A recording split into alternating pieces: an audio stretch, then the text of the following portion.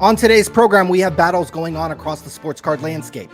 Whether it's on the field or in the courtroom, it's an exciting time for the sports card world. We are on the cusp of the NFL football season, so let's take a deep dive into the only battle that matters for football cards, the modern QB market. Who is up, who is down, and what should you be careful about when investing in football cards? I think that Will Grier right now is about 4 times better of an investment than Kyler Murray. You might have heard there's not one, not two, but 3 active lawsuits involving Panini and Fanatics. Those 2 companies waited for all of you to go to the National, proclaim how happy and strong the industry was, only for a week later to unload hundreds of pages of court documents in which they each allege the other is bad for the hobby. We need to form a tight-knit iron circle around this where we can be the gatekeepers. Should the current Panini CEO be fired after the revelations revealed yesterday? We will get into all of the legal drama right here on Sports Card Radio. You want answers? I think I'm entitled. You want answers? I want the truth! You can't handle the truth! But let's first start with the football card market. A couple things about football cards that make them unique compared to baseball and basketball cards, in my opinion. 1, the only thing that seems to matter with football cards are quarterbacks. 2, older retired players don't matter as much in football as they do in other sports. Mickey Mantle and vintage cards play a huge role in the baseball card market.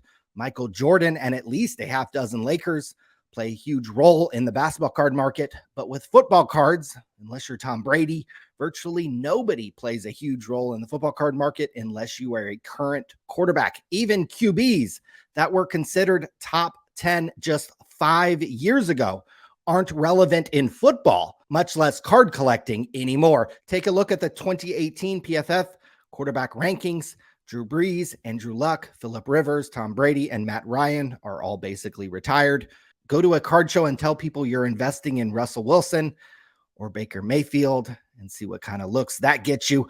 Of the 7, the only person that resonates with football card investors is Tom Brady. To prove my point, this 2001 Topps PSA 10 Drew Brees rookie card was worth more in 2018, $282, than it is today at $255. This 2004 Topps Chrome PSA 10 Phillip Rivers was once again worth more in 2018, $190, than it is today at $89. Imagine the examples of Baker Mayfield cards I could pull up for you right now. So unless you're Tom Brady, once you retire, people will basically stop caring about you. So with that context, let's take a look at the 2023 rankings.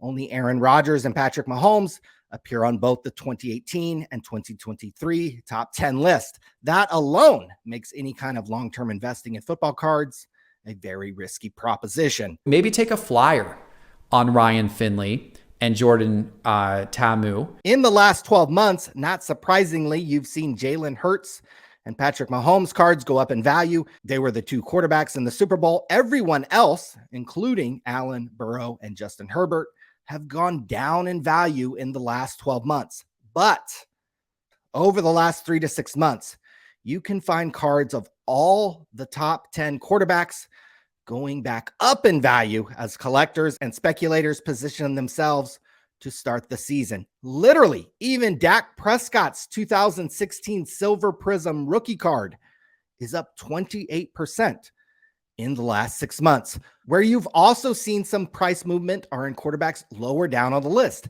Number 16, Jared Goff. His cards have come back to life as the Detroit Lions are finally good again. This 2016 Contenders card of Goff has nearly doubled in value in the last year. Number 18, Justin Fields in Chicago. His 2021 Prism Silver PSA 9 rookie has nearly doubled in value since January. So what does all this mean?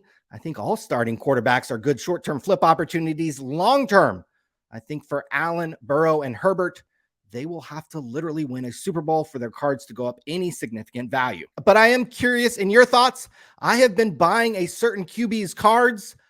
I'm buying a bunch of Will Grier rookies right now. Joe Montana cards. I stay away from the modern market for the most part. I've bought 3 Montana rookies and 6 of his autographs since the beginning of the year. Who are you invested in? Are you selling before the season starts?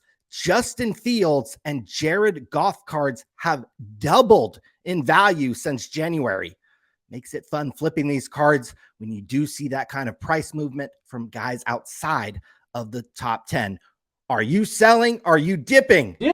Before the start of the football season? Let me know. I want the truth! Okay, we have tons of drama in the sports card world surrounding the Panini and Fanatics lawsuits. Let's just catch you up and walk you through the timeline and let you know how we got here. In mid-April, Panini took the first swipe and sued Fanatics after Fanatics came in and hired about 35 Panini employees over to Fanatics. About a month and a half later, in a story that first broke on Sports Card Radio, the Texas office of Panini America was broken into. Walls were busted down to steal and destroy computer and server equipment. No suspects have been named. Just days after the National ended in early August, Panini sued Fanatics again, this time for antitrust violation, claiming that Fanatics was creating an illegal monopoly in the sports card world. Just days later, Fanatics fires back and countersues Panini and laid out a bombshell response that throws the Panini CEO under the bus. In the lawsuit filed yesterday, Fanatics claims to be the innovative disruptor ready to revolutionize the sports card market.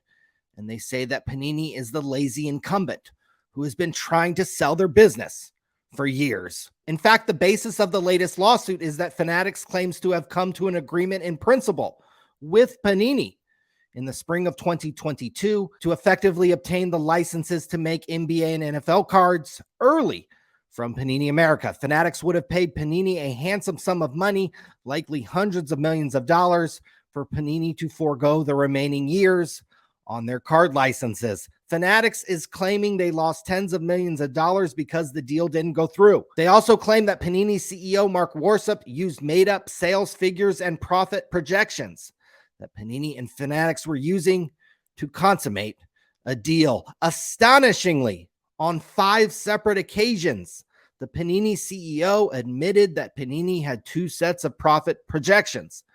One they used internally, and another they showed Fanatics that painted a much rosier picture of Panini's business. This card is so smoking hot right now, and will be forever. Why would the Panini CEO spill this type of gossip to Fanatics? Well, it turns out he was attempting to get hired by Fanatics too. But in a last-minute move, Mark Warsup took the employment offer Fanatics presented to him and used it as a bargaining chip. Warsup took the offer to his bosses in Italy and got the bag from Panini. Remarkably, Warsup himself told Fanatics how stingy the Panini ownership in Italy has been. In a May 2023 meeting, the Panini CEO told Fanatics that Fanatics Collectibles' hiring of Panini employees was great for Panini because it finally got Panini's ownership to open their checkbook after years of being cheapskates towards workers. I don't know how Mark Warsup's bosses in Italy don't fire him after reading the latest lawsuit. Warsup called his bosses cheapskates. Warsup was willing to walk out the door to Fanatics, and Warsup even shared gossip to Fanatics. That is the crux of this latest lawsuit. The 100-page document is filled with tidbits and dirt on Panini. Even my 9-year-old tweet was featured in the pages of the lawsuit. We will have potentially years to break down all the details of these various lawsuits. Maybe I will have to even go testify in one of them. Card collector and lawyer Paul Lesko, who has been writing about the legal drama in the sports card world for about a decade, went on the Sports Card Nonsense podcast to break down some of the nuances in the cases. I'll drop a link in the description in case you want to hear more. Join us live on Thursday, 5:30 p.m. Pacific time, as we talk more about these lawsuits, more about the drama going on in the sports card world. What will happen next? We will see you Thursday. An entire factory sealed case.